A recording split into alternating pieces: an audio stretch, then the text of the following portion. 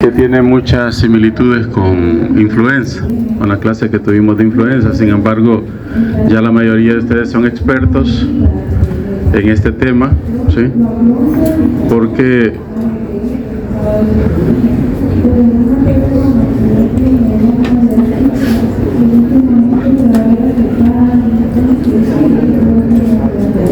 bueno, todo está en contra ahora, no hay problema.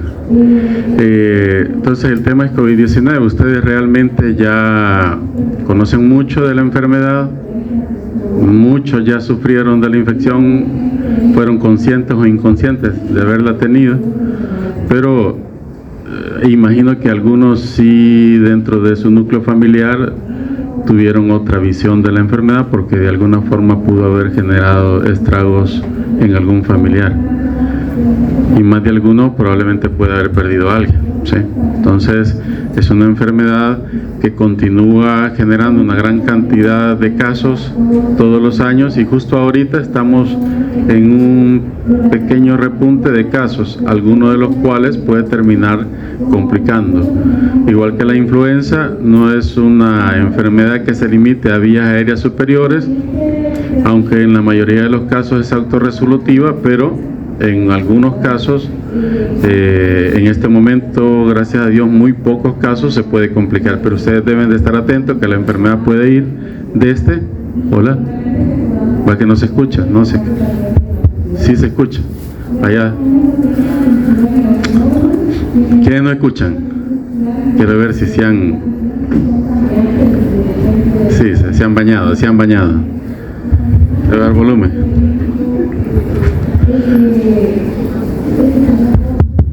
¿Y ahora? Sí, excelente. Bien, entonces prácticamente la importancia es de estar pendiente del cuadro clínico básico sin complicaciones, es decir, de afección de vías aéreas superiores, autorresolutivo, muchas veces bastante indolente, hasta complicaciones de vías aéreas inferiores que pueden conllevar a que la persona presente dificultad respiratoria, insuficiencia respiratoria y la muerte, ¿verdad? Entonces, recordando un poco del virus, no solo es SARS-CoV-2 uno de los coronavirus que afecta al humano, sino que veíamos el ciclo pasado. ¿Quiénes dio la clase de coronavirus?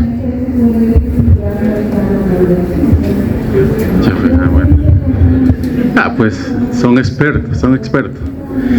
No solo SARS-CoV-2 es el que afecta, sino que SARS-CoV de 2003 también continúa provocando cuadros respiratorios sin complicaciones, sobre todo en la parte de Asia-Pacífico. MERS-CoV, que ya no se reportaron casos, los últimos fueron, empezó allá por 2014, pero los últimos casos reportados han sido por 2019. Algunos casos presentados en Medio Oriente, pero otros casos presentados tan lejos como en Corea del Sur, y otros coronavirus que todos los años, incluyendo este momento, nos provocan resfriados, ¿verdad? Nos provocan resfriados todos los años. Muchos de los que andan con mascarilla y que todos estos días no ha faltado los compañeros de ustedes en los grupos enfermos, ¿sí? En parte puede ser SARS-CoV-2, otros coronavirus, incluyendo influenza, ¿verdad? Justo estamos en esa etapa del año. Recordando que es un virus con un genoma RNA, y eso pues de alguna forma tiene una importancia que ustedes ya saben. ¿Cuál es la importancia? ¿Y entonces?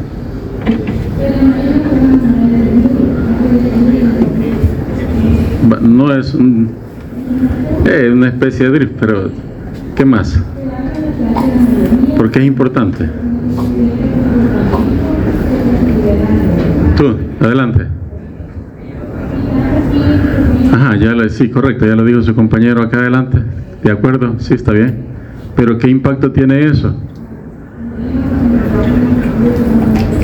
En las vacunas, dice su compañera. Por supuesto. Pero por lo tanto, ¿qué pasa con la vacuna?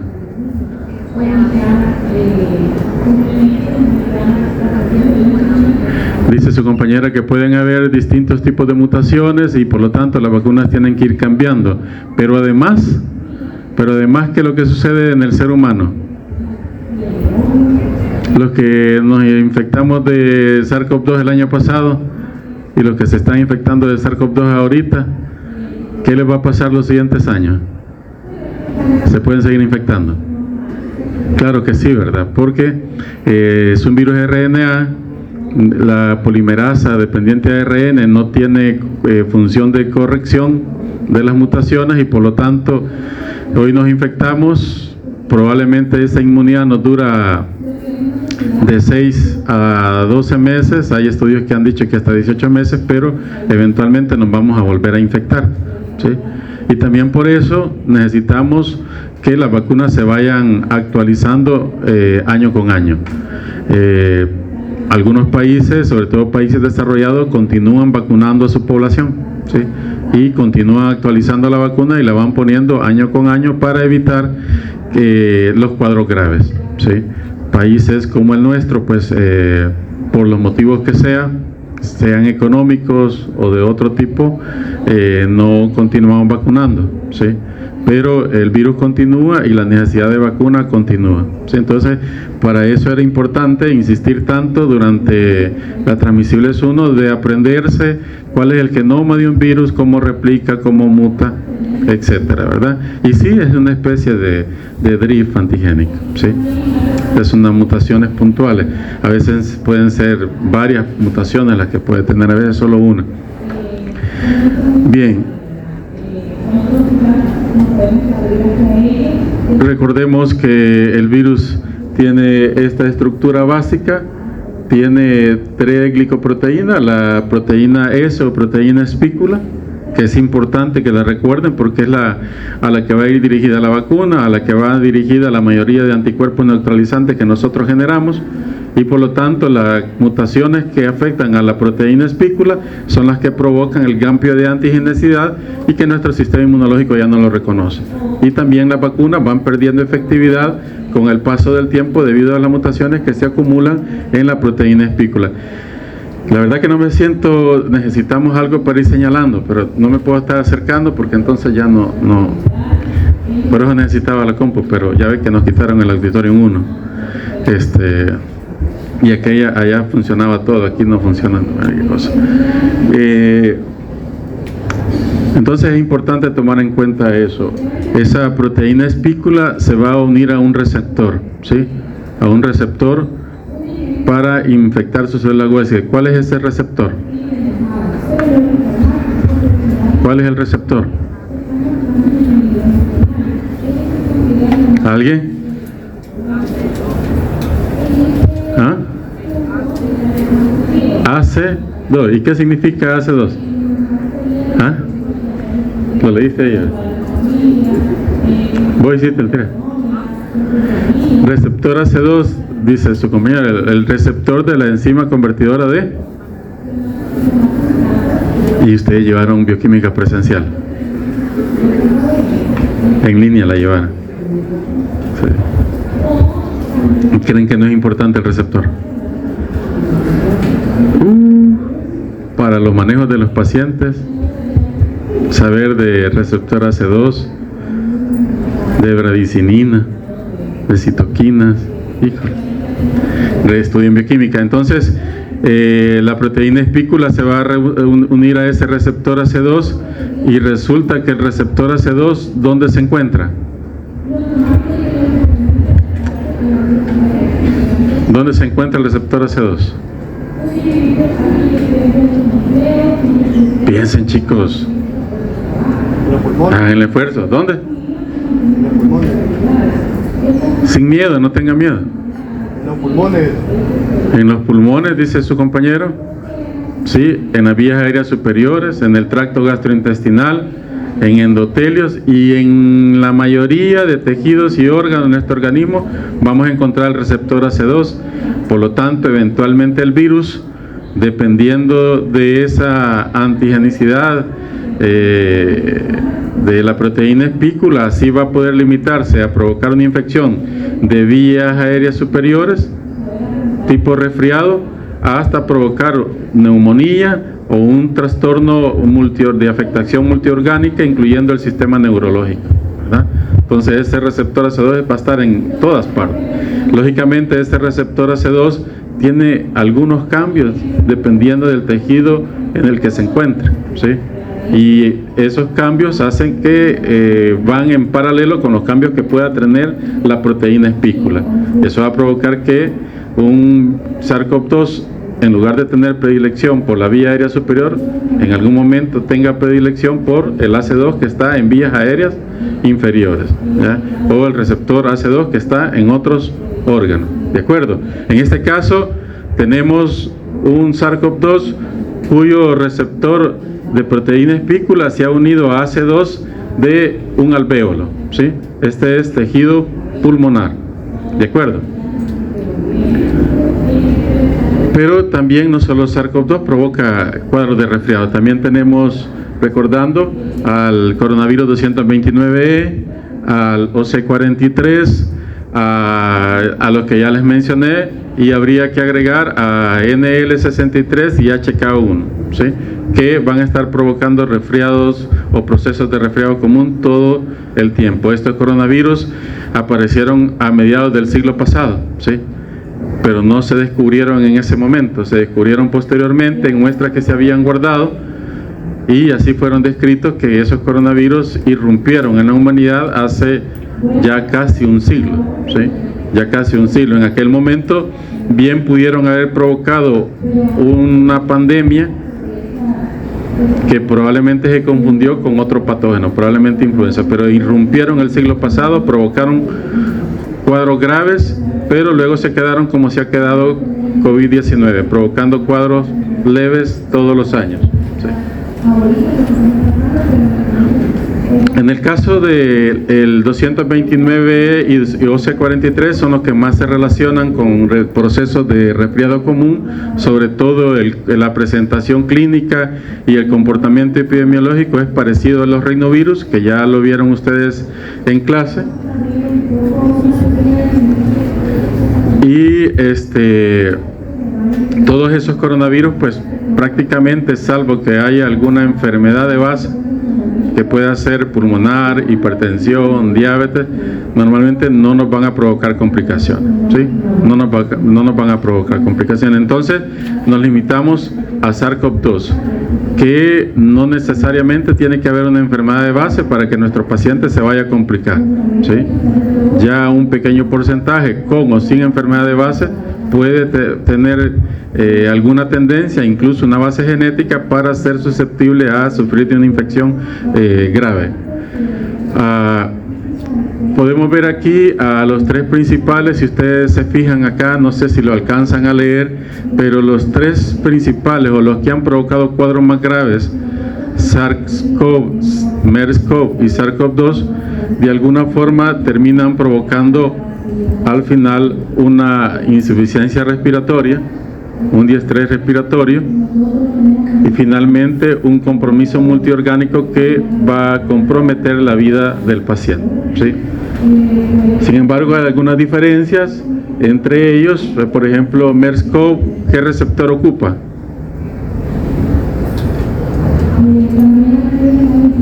Ya no se acuerda. Y lo contestaron en el examen.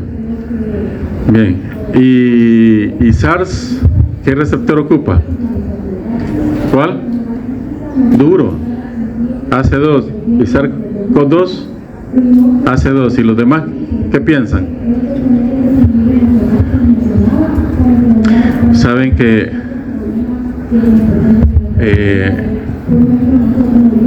uno de los problemas que tienen ustedes es que les da pena repetir las cosas,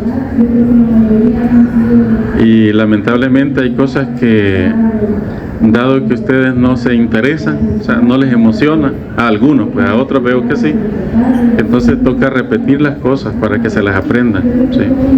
Tienen que aprendérselas. Ya lo recibieron y no puede ser que a estas alturas no puedan responder eso, ¿sí? No puedan responderlo.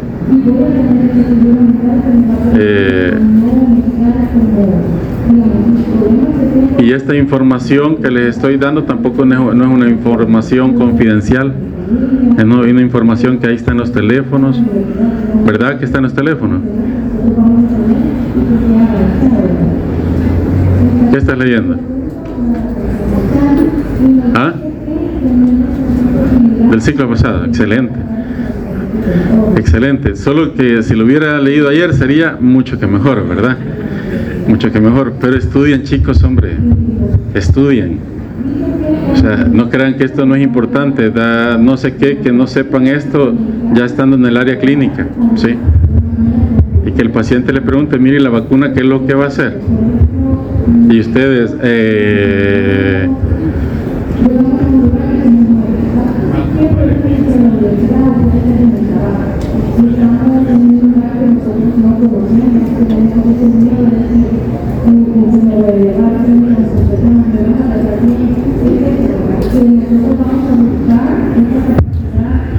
entonces, podemos tener todas las complicaciones, es decir, desde una afección respiratoria de tipo resfriado hasta un compromiso multiorgánico que va a comprometer la vida del paciente. Y esto lo pueden hacer los tres, ¿de acuerdo? Los tres.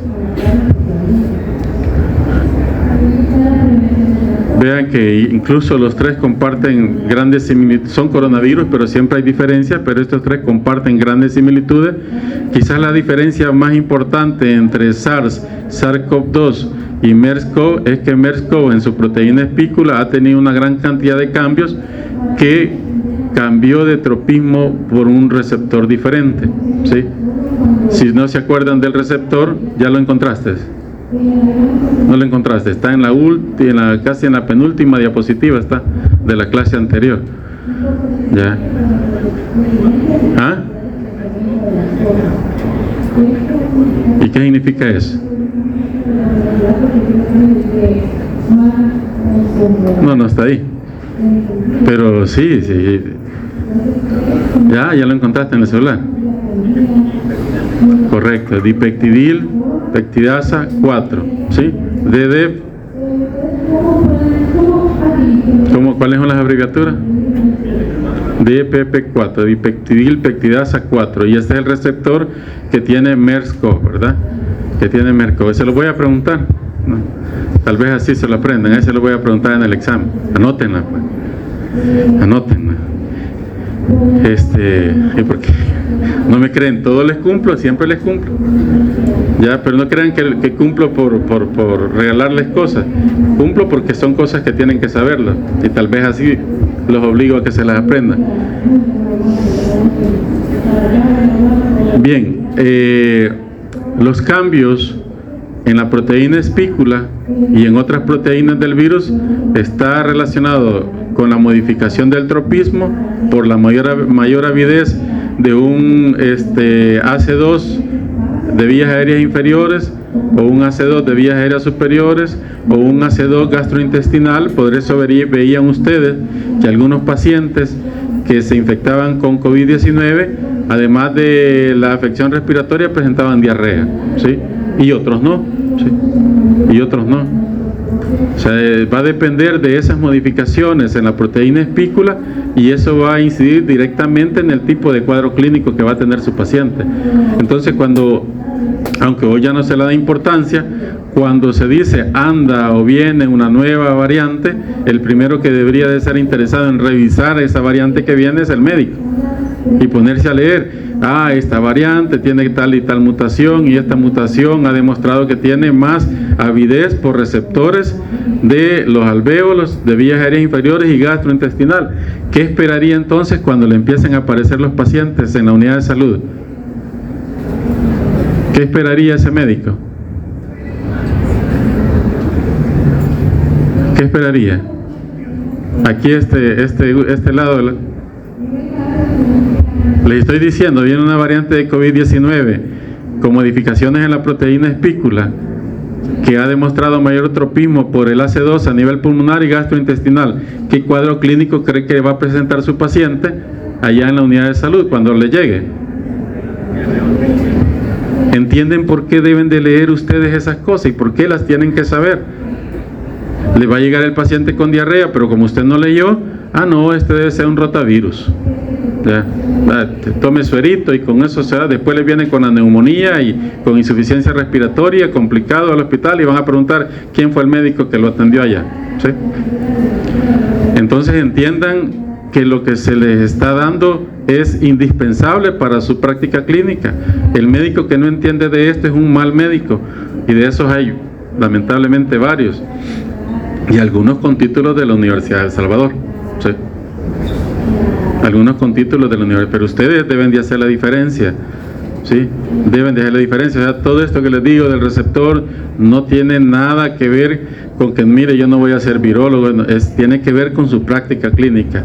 ¿Sí? Y ese ejemplo de leer bien esta variante, la variante con modificaciones en la espícula, hoy ha mostrado que tiene avidez por receptores AC2 de vías aéreas superiores, pero además por terminaciones neuronales de la rama nasofaringea, de nervios craneales, etcétera.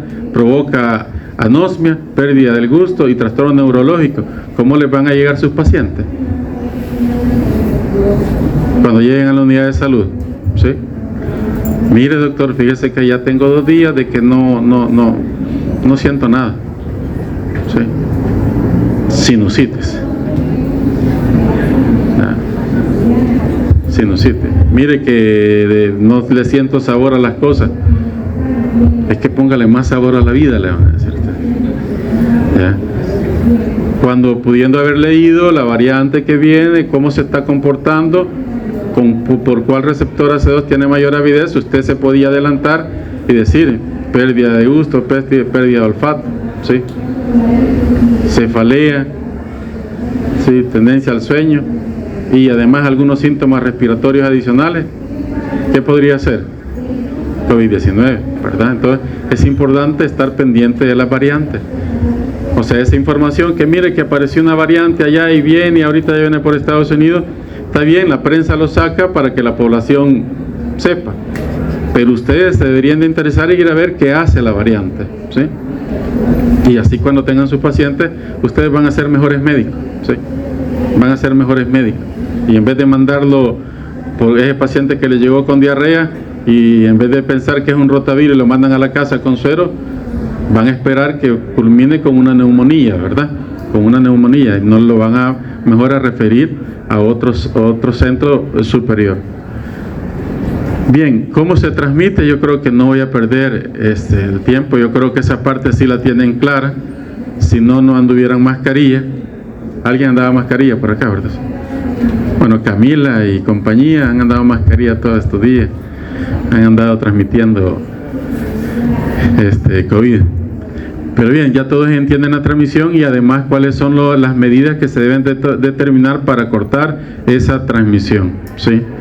Un aspecto muy importante, que dependiendo de la mutación en la proteína espícula y dependiendo de la cantidad de virus que las personas andan eliminando, así va a ser la posibilidad de infectarnos. A veces se requiere muy poco tiempo, muy poco contacto, y cuando hablo de contacto no me refiero a tocar, sino la cercanía con la persona, menor de 2 metros o de 1.5 metros.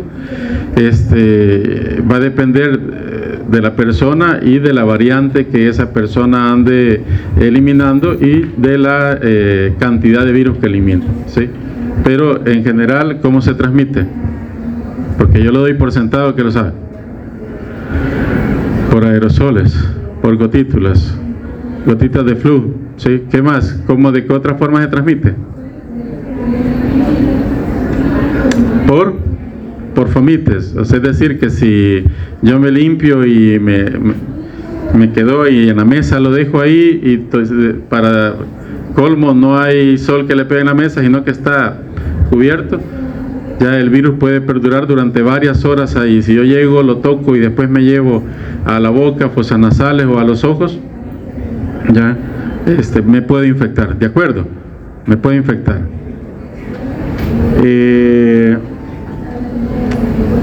Otro aspecto muy importante es recordar que justo 1 o 2 días antes de la infección y aproximadamente 5 días después de que inician los síntomas es el periodo de mayor transmisibilidad, ¿sí? En general, hay algunos que continúan transmitiendo el virus durante varias semanas, pero en general esto se da en el periodo de transmisibilidad de las personas. Ahora, el uso de la mascarilla es importante porque algunos dicen no la voy a ocupar, y algunos mataron a sus abuelitos, a sus abuelitas, los jóvenes, ¿verdad? Que ahí andaban sin mascarilla y llevaban el virus para su casa. Entonces vean que un contacto, y ya cuando hablo de contacto en este tipo de transmisiones no estoy hablando de contacto físico, ¿verdad? Y no está a menos de 1.5, de 2 o 1.5 metros, ya eso se considera un contacto directo. Si no hay mascarilla, la posibilidad de transmisión es muy alta, ¿sí? Si la persona que no está enferma, sí, pero la persona que está enferma no usa mascarilla, ya, y el huésped susceptible sí la usa, sigue siendo alta la posibilidad de transmisión del virus, ¿sí? Si la persona que usa mascarilla es la persona que está enferma, ¿sí? Que es la práctica que yo he observado en algunos, la posibilidad de transmisión baja a media, ¿sí? A media. Y si hubiese un número de brotes importante, que estuviéramos en otro proceso de pandemia o un brote epidémico grande y ambos usaran mascarilla, la posibilidad de transmisión es baja, ¿sí? Entonces vean que la medida más importante, no solo con COVID-19, sino con influenza y otros virus respiratorios, es la mascarilla. Pero el más importante que la use es el que está enfermo, ¿sí? Es el que está enfermo, porque esa barrera contiene de manera muy importante una gran cantidad de virus, ¿sí? Ahí queda en las secreciones. No es que la mascarilla, es que el poro de la mascarilla ahí puede pasar cualquier virus, porque el virus es más pequeño. Es que es la secreción la que queda ahí en la mascarilla, y ahí quedan los virus atrapados, ¿de acuerdo? ¿Sí? No necesitan otra mascarilla de esas que utilizamos para tuberculosis y queda sellada. No, la mascarilla esa que utilizan funciona perfectamente, ¿de acuerdo? Y entonces, ¿qué nos hace SARS-CoV-2? ¿Me acuerdan cuando sean las 9:15, chicos? Porque tengo que sacarlos temprano. ¿Qué es lo que hace el virus al unirse al receptor AC2? ¿Sí? Ya les decía yo que el periodo de incubación puede andar de 4 días, 5 días, 6 días desde que tenemos contacto. A veces ese periodo de incubación se acorta. Puede ser que usted tuvo contacto hace 2 días y a los 2 días comienza ya con los síntomas. Eso va a depender de la virulencia de la variante que le ha infectado, ¿sí? Y a veces puede ser todavía más prolongado ese periodo de incubación, y a veces nos infectamos y nunca vamos a tener un cuadro clínico, pero el virus va a estar replicando en nosotros y lo vamos a andar eliminando, ¿sí? Es decir, que en el caso de COVID-19 existe el portador asintomático, ¿verdad? Y ese fue uno de los eslabones que más nos complicó durante la pandemia, el portador asintomático. Aquella persona que se infectó, pasó el supuesto periodo de incubación y nunca tuvo síntomas, pero el virus continuó replicando, ¿sí? Y anduvo eliminando el virus. Una vez el virus llega, puede darse el inicio de los síntomas. Si esa variante tiene predilección por el receptor AC2 de vías aéreas superiores y se limita a ese tropismo de los AC2 de vías aéreas superiores, nos va a dar un cuadro tipo resfriado, ¿sí? Si ya esa proteína espícula va teniendo alguna predilección o mayor avidez por AC2 en terminaciones nerviosas, ¿sí? Entonces se puede sumar a ese proceso algunas sintomatologías como pérdida de olfato, pérdida del gusto, ¿sí? Pérdida del gusto, puede darse eso, ¿sí? Esas variantes pues tienen mayor tendencia a complicar a nuestros pacientes, porque eventualmente si tienen predilección por otro tipo de receptores AC2 van a poder infectar también otros órganos, ¿de acuerdo? Lo que más nos complica es que además de eso el virus tenga la capacidad de esa proteína espícula de unirse a los receptores AC2 de vías aéreas inferiores, ¿verdad? Y ahí va a provocar, voy a tratar de resumírselos como influenza, 3 eventos importantes. El primero, quiero ver, acá, 3 eventos importantes. El primero es que el virus, al unirse, voy a ir de un solo a la vía aérea inferior, al unirse a las células respiratorias. ¿Cuáles son las células respiratorias? ¿Cómo se llaman las células respiratorias? ¿Cómo? Díganlo. Tenemos de 2 tipos. Las células del epitelio respiratorio, ¿cómo se llaman? Ahí en el alvéolo, chicos. ¿Ah? No, no puede ser.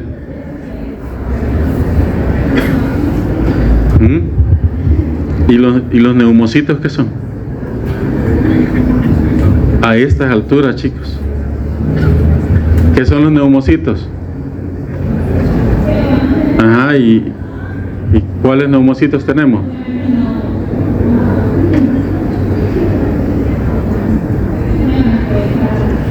Solo a reír se ponen, me vuelven a ver y se ponen a reír. Tipo 1 y tipo 2, ¿verdad? Neumocito tipo 1 y tipo 2, tal vez no se les olvida, ¿sí? Porque es la base de la patogenia de la mayoría de enfermedades respiratorias inferiores, de las neumonías, ¿sí?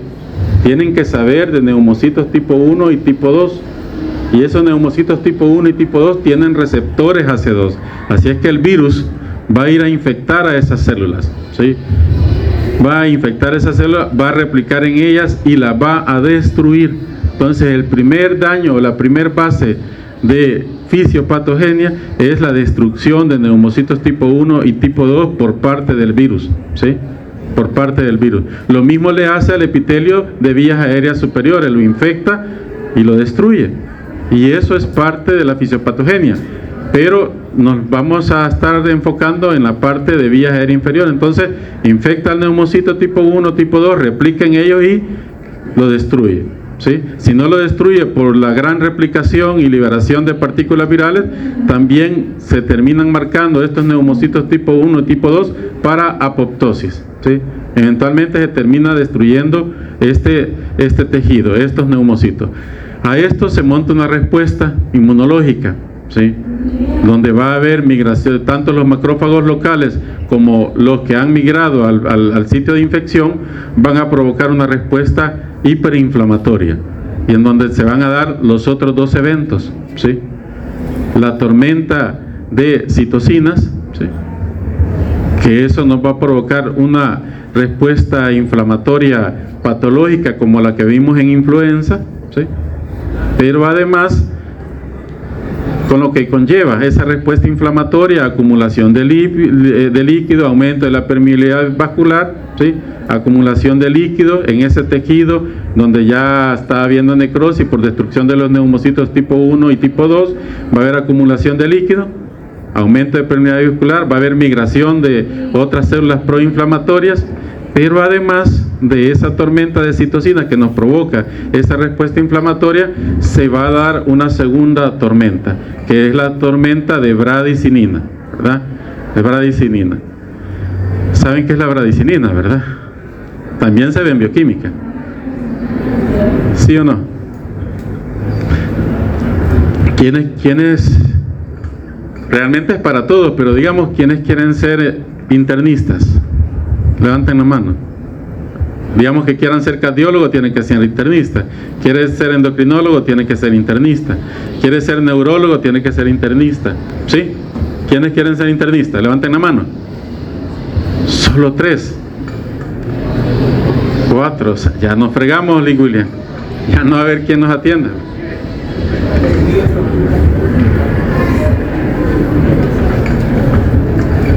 Todo el que quiera ser cardiólogo, endocrinólogo, neurólogo, ¿sí? Patólogo, o que quiera ser internista, pediatra, pediatra, endocrinólogo, o sea, prácticamente todas las especialidades, solo les quito cirugía. No sé quién me encendió esto.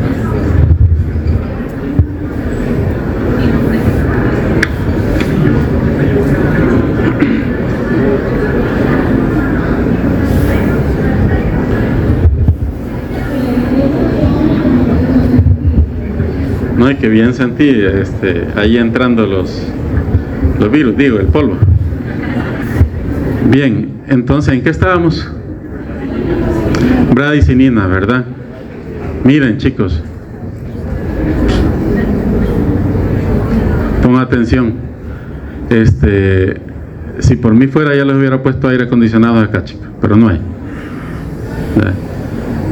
Pero ASEMEA bien podría hacer ahí el proyecto, ¿verdad? Todos van a tener que estudiar bioquímica, ¿sí? Yo les recomiendo que vayan a agarrar la bioquímica de Harper, o no sé cuál utilizaron, Leninger es una gran cosa, ya, una gran cosa. Si ustedes realmente quieren ser buenos médicos, miren, hoy en estas vacaciones de diciembre, que espero que todos pasen y se vayan a cuarto año, en estas vacaciones de diciembre, si no quieren ir a dar pena, agarren en diciembre Leninger y léanse la bioquímica, ¿sí? Léanla sin compromiso, porque nadie los va a evaluar, no hay examen. Léanla y se van a dar cuenta que van a aprender mucho, ¿sí? Y muchas de las cosas que estamos hablando le hallarían más sabor a ustedes si supieran de bioquímica, ¿sí? Si supieran de bioquímica. Es que hoy en diciembre, por lo menos, no les digo que pasen todo el día y arruinen sus vacaciones, pero dediquen unas 3 horas a leer Leninger todos los días, agarren los temas, ¿sí? Sobre todo la segunda mitad de Leninger, para que van a aprender bastante, si no van a tener problemas. Bien, entonces el otro evento muy importante, aparte de la tormenta de citoquinas,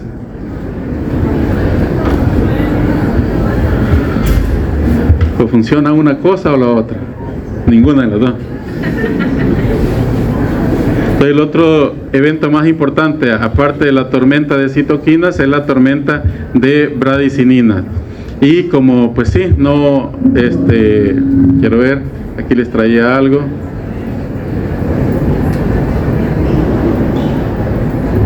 Aquí les traía algo. Miren, la tormenta de bradicinina hace una regulación positiva de unas enzimas que se llaman hialuronanas sintasas, ¿sí? ¿Qué creen que hacen?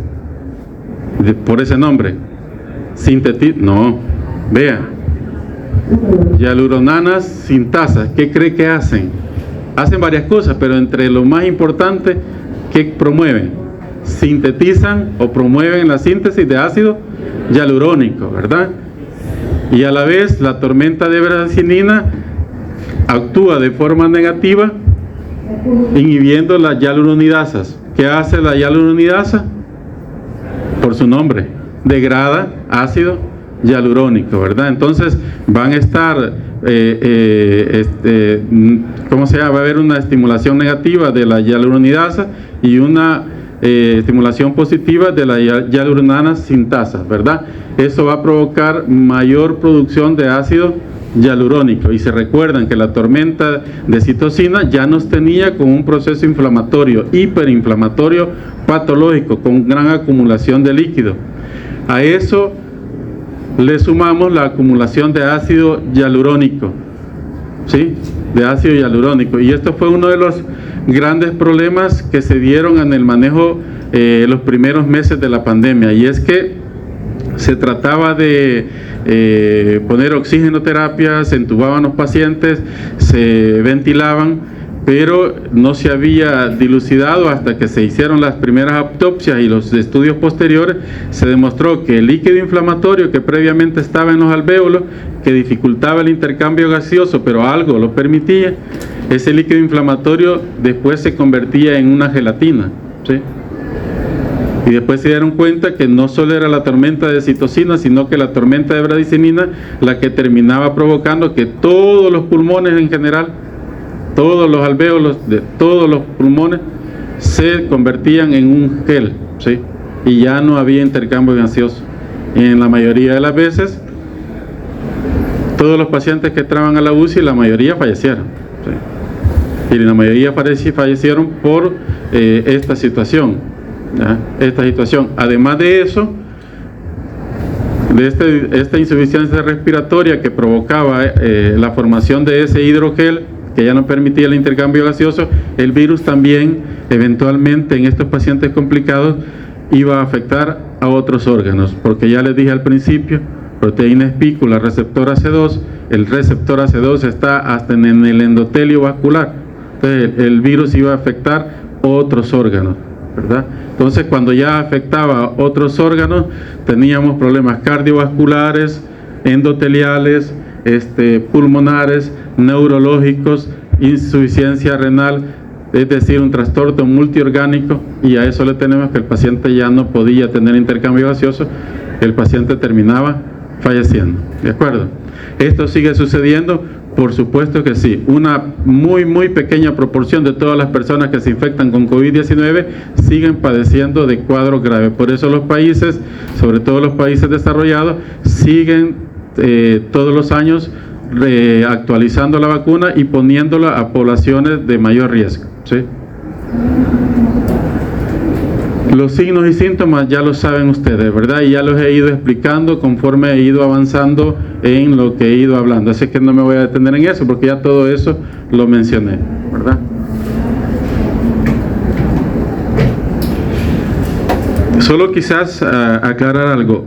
Ahí están esos, pero con todo lo que les he venido mencionando, que el virus puede ir desde solo afectar la vía aérea superior hasta tener una afectación multiorgánica, son alrededor de 110 signos y síntomas, un poco más, los que se han descrito para COVID-19, ¿sí? O sea que tienen que esperar esto, y además de esto pueden esperar una gran cantidad de presentaciones de signos y síntomas que por la afectación del órgano o el órgano más afectado se puede presentar.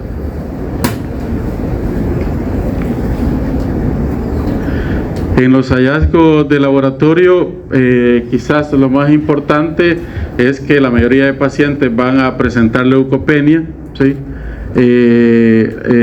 La lactato deshidrogenasa puede estar elevada, la proteína C reactiva, no es la PCR de biología molecular, es la proteína C reactiva.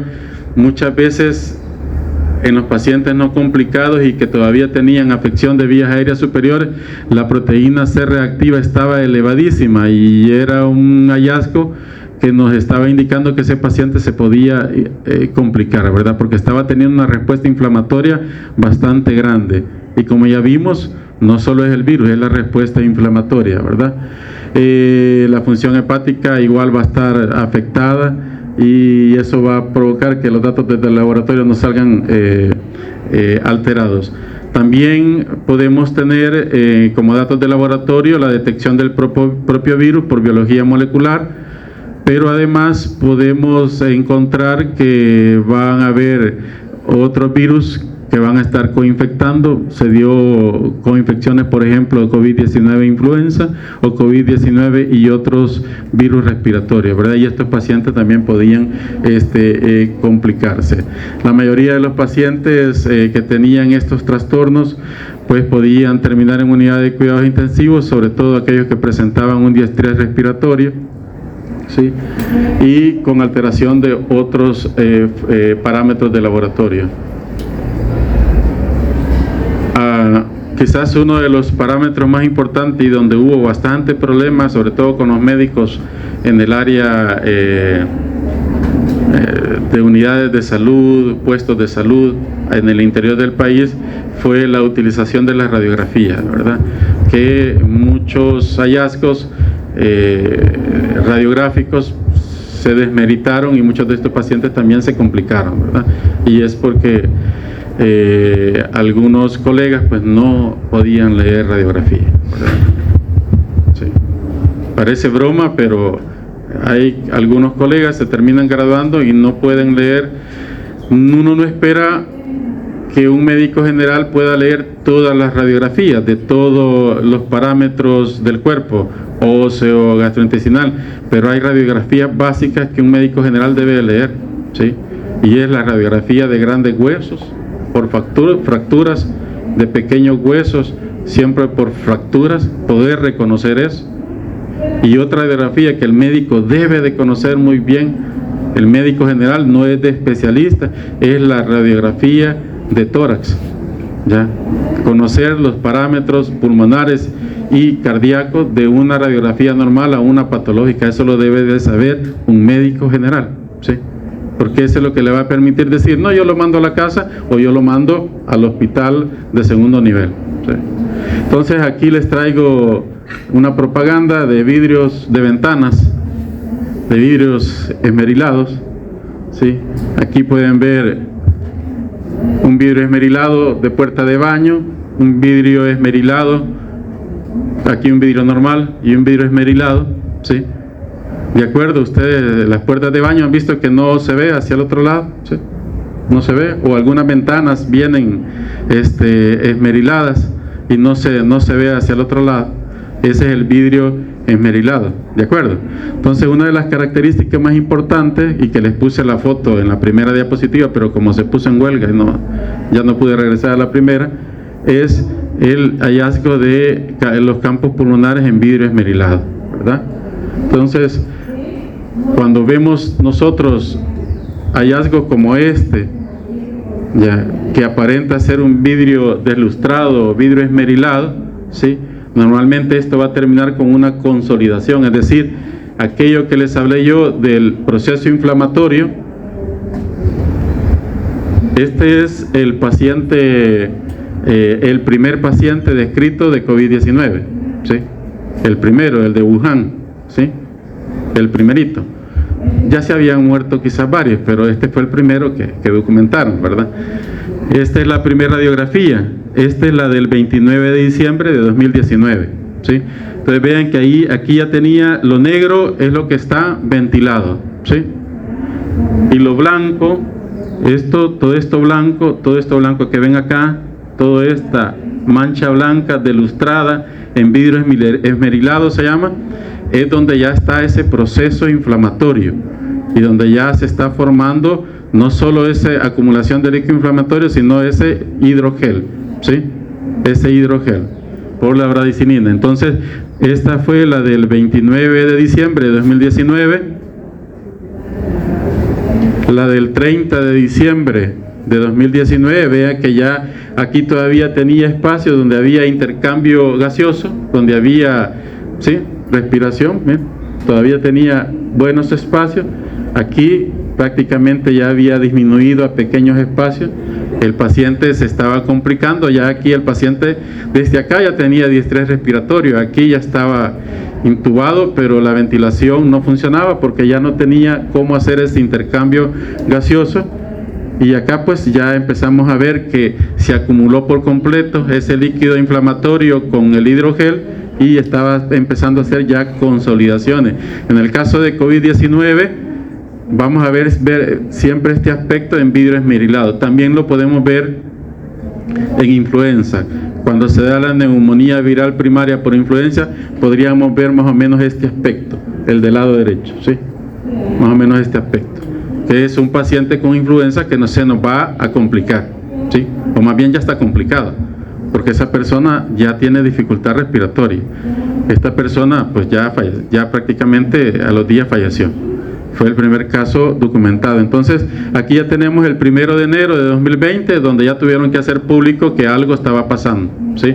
Porque aparte de él, ya había un montón de personas que venían detrás, ingresando a las unidades de cuidados intensivos con el mismo patrón, ¿sí?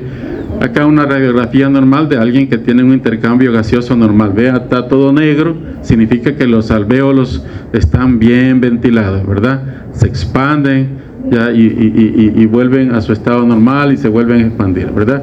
Lo que no va a suceder en su paciente con COVID-19. Y eso ustedes lo deben de detectar allá en la unidad de salud, ¿sí? Siempre hay alguien en el pueblo, o siempre hay alguien ahí en las cabeceras con día radiografía, pero va a ser pecado, vaya a hacerse una radiografía y cuando ya la radiografía ¿verdad? Tiene que saber lo básico de radiografía, no es del especialista, ¿ya? El especialista lo que va a hacer es que cuando usted le mande al paciente con esta radiografía, él es el que tiene que saber qué hacer, ¿sí? ¿Qué hacer? ¿Qué manejo le va a dar? Usted tiene que conocer la radiografía para mandarlo inmediatamente y no mandarlo a su casa. El diagnóstico diferencial, ya les dije, ¿verdad? Ya les puse influenza, virus sincitial respiratorio y otros virus que pueden complicarse con neumonía, pues vamos a tener obligadamente que hacer diagnóstico diferencial. Quizás con el virus que más va a haber que hacer diagnóstico diferencial es con la influenza, ¿sí? Pero aquí en COVID-19, en la mayoría de los casos, se daba el periodo de incubación, 3, 4, 5 días y a veces periodo de incubación más largo, pero en general andaba ahí por los 4 o 5 días, ¿sí? Y empezaba con su fiebre, que me duele, después, mire que fíjese que casi no le siento sabor a las cosas, y avanzaba así el cuadro. Había algunas excepciones, sobre todo cuando alguien era infectado con una variante muy virulenta, que el cuadro era abrupto, pero en la mayoría de los casos el cuadro empezaba así, y la gente decía, no, ya me voy a recuperar, fíjate que ya ahorita ya siento el gusto, solo me siento un poquito cansado, pero ya me siento bien, ¿sí? El paciente no iba mejorando, sino que se iba complicando. El virus ya dejó de estar infectando la vía aérea superior y se había trasladado a la vía aérea inferior, pero eso duraba a veces. Digo, esa es la generalidad. Algunos abruptamente se complicaban, ¿verdad? Desde el principio, pero la generalidad es que el cuadro iba así. ¿Cómo va el cuadro de la influenza? Periodo de incubación corto. La fiebre, el inicio de la fiebre, abrupto y alta, ¿verdad? Arriba de 38, 39 grados centígrados, ¿verdad? La cefalea y todo. O sea, recuerden y vayan a estudiar y van a ver que sí tienen un comportamiento diferente. Entonces valdría la pena hacer diferencia entre influenza y COVID-19. No siempre es posible, pero hay que tratar de hacer el esfuerzo, ¿verdad? El diagnóstico diferencial microbiológico, bueno, también algunas infecciones bacterianas, una neumonía bacteriana, pues hay que estar pendiente, ¿ya? Y el diagnóstico diferencial microbiológico con otros virus, y eso lo vamos a hacer a través de los estudios microbiológicos, ya que puedan estar a la mano, sean microbiológicos básicos o moleculares. Ya terminamos, chicos. Normalmente, ya casi. Normalmente el diagnóstico se empezó haciendo con una PCR en tiempo real de la proteína del gen de envoltura del virus, ¿sí? Y si este salía positivo, se daba por confirmado, pero si el escenario donde se dio esto como positivo tenía la posibilidad de hacer una prueba confirmatoria, se hacía con el gen RDRP. ¿Se acuerdan? El gen E, por eso es importante saberlo del virus, porque ustedes van a escribir en la boleta, prueba para COVID-19 gen E, prueba para COVID-19 RDRP, pero usted tiene que saber qué es eso, pues. Por eso es importante conocer la estructura del virus, el genoma, gen E, gen RDRP, el gen E de envoltura y el gen RDRP de la polimerasa viral dependiente de ARN, ¿sí? Entonces, eventualmente se empezó a hacer los dos de un solo, ¿sí? Gen E y RDRP, salía positivo, o con uno que de los dos que saliera positivo se daba como positivo a infección por SARS-CoV-2 a ese paciente. Si estos dos salían negativos, y dependiendo de cuándo había comenzado la sintomatología, se decidía hacer una segunda prueba 3 días después. Pero dependiendo de la historia, a veces se daba como descartado COVID-19 y se podía continuar haciendo otras pruebas como influenza. Hay unas PCR múltiplex que se implementaron sobre todo en países desarrollados, donde detectaban COVID-19, los dos genes, influenza, sincitial respiratorio y otros rinovirus en una sola prueba. Ahí salía lo que era, ¿verdad? Ahí salía. También se puede hacer inmunoensayos, inmunofluorescencia, puede hacerse ELISA, pero son menos útiles, ¿sí? Son menos útiles. La mayoría de nosotros, si nos hacemos un ELISA de IgG para SARS-CoV-2, nos va a salir positivo, ¿sí? O sea, tiene poca utilidad, a no ser que detectemos justo el principio de la infección y detectemos IgM, pero igual, ¿verdad? Vean que de acuerdo al inicio de los síntomas, a partir de este momento Y durante todo este periodo nosotros podemos utilizar la prueba de biología molecular para detectar el virus. Sin embargo, las pruebas serológicas, miren, hasta el día 8 o día 10 podríamos empezar a utilizarlas, ¿sí? Y lo que es peor, a veces la IgM termina mucho tiempo en desaparecer y la infección probablemente ya no está, ya está recuperado. La IgG siempre se va a ir elevando mucho más tarde que la detección viral, ¿sí? Entonces, por lo tanto, si vamos a utilizar pruebas serológicas, tanto IgM como IgG, tiene que venir analizado esto con el cuadro clínico, inicio de los síntomas, ¿sí? Y paralelamente tenemos que testear a ambas, ¿de acuerdo? Porque si tenemos IgM presente y la IgG presente, vamos a repetir esa prueba a las 48 horas, y si vemos que IgM sigue aumentando, porque hay que hacer los títulos, y la IgG continúa aumentando, entonces sí nos indica que estamos ante un proceso agudo, ¿verdad? Pero toca analizarlo en el global. Entonces, para obviar eso, porque eso iba a ser muy complicado, realmente se optó por las pruebas de biología molecular, porque se nos decían si el paciente estaba o no estaba infectado, ¿verdad?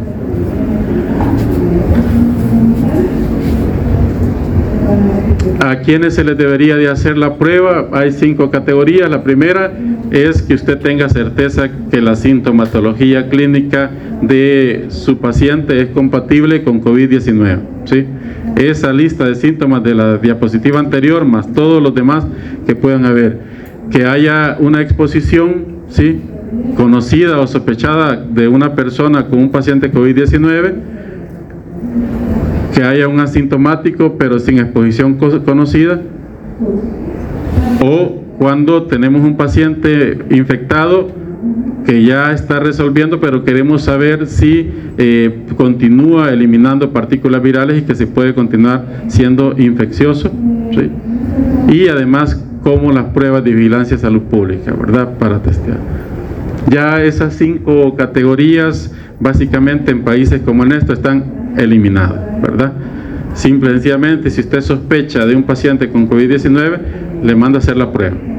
Usted decide si después de que su paciente se ha recuperado, hacerle una prueba confirmatoria que ya no se está detectando el virus, pero es inoficioso en este momento, ¿sí?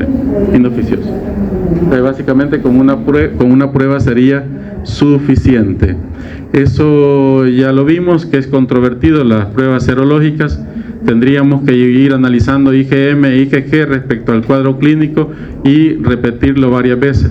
Es bastante tedioso darle seguimiento a un paciente por pruebas serológicas. ¿Cómo? Ah, bien, no hay 15, nos falta media hora entonces. Ya se quiere ir. Bien. Entonces, realmente sigue siendo un problema de salud pública, al igual que lo es la influenza, pero ya no es un motivo de alarma, ¿sí?, para la OMS, ni para ningún país, ¿sí? Entonces ha caído en la misma categoría que influenza, un problema de salud pública todos los años, ¿sí?, todos los años. La diferencia es que algunos países siguen haciendo esto, de seguir actualizando la vacuna, sí, con las variantes que mayormente están circulando, lo mismo que hacen con influenza, y esa vacuna se le pone a la población, pero sobre todo a la población de riesgo. Por ejemplo, para 2024, la vacuna pues llevaba la variante XBB 1.5, que se puso en la temporada 2023-2024, que era una subvariante de Omicron, que era la que estaba prevaleciendo a finales del 23 y casi durante todo 2024, pero ustedes han visto las noticias, que viene otra variante que está en Asia, que está en Estados Unidos, y muy seguro ya la tenemos acá, y son esos casos que en los cuadros que nos andan dando ahorita.